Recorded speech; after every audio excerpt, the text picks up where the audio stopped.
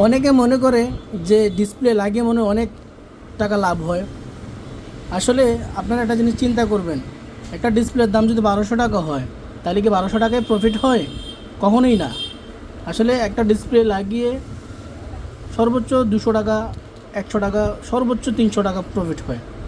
কিন্তু কালকের ঘটনা দেখেন, আমি কিন্তু ক্রাউনের যে ডিসপ্লেটা লাগাইছি, কাস্টমার কিন্তু এই জিনিসগুলো বুঝে না। অনেক দোকানদার ভাইও কিন্তু এই জিনিসগুলো আসলে খেয়াল করে না।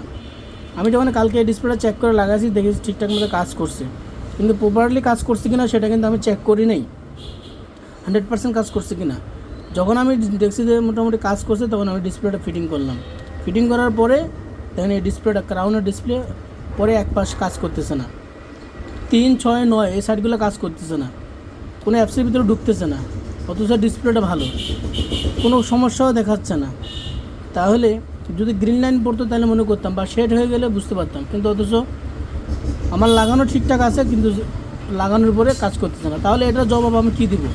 একটা ডিসপ্লে 1000 টাকা, 1500, 1200 টাকা কিনা থাকে, তাহলে এই ডিসপ্লেটা যদি নষ্ট হয়ে যায়, তাহলে একটা ডিসপ্লে থেকে 100-150 টাকা, 200 টাকা প্রফিট করলি, তাহলে কয়টা ডিসপ্লে লাগালে এই ডিসপ্লের টাকা উঠবে? আপনারা একটু চিন্তা করেছেন? কিন্তু আমরা যাদের থেকে পাইকারি নিয়ে আসি, তারা কিন্তু এই জিনিসটা বুঝে না।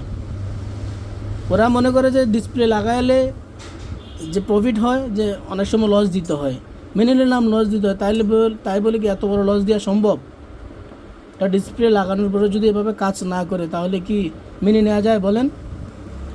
তো এজন্য আমি বলবো, যারা বিগিনার টেকনিশিয়ান আছেন জিএসএম সেকশনের মধ্যে, আপনারা অবশ্যই ভালোভাবে চেক দিয়ে নেবেন ডিসপ্লে লাগানোর আগে। তাহলে ডিসপ্লেটা আসলে কি ডেটটাও খেয়াল করবেন, যে ডেট কত, পুরনো ডিসপ্লে কি না নতুন ডিসপ্লে।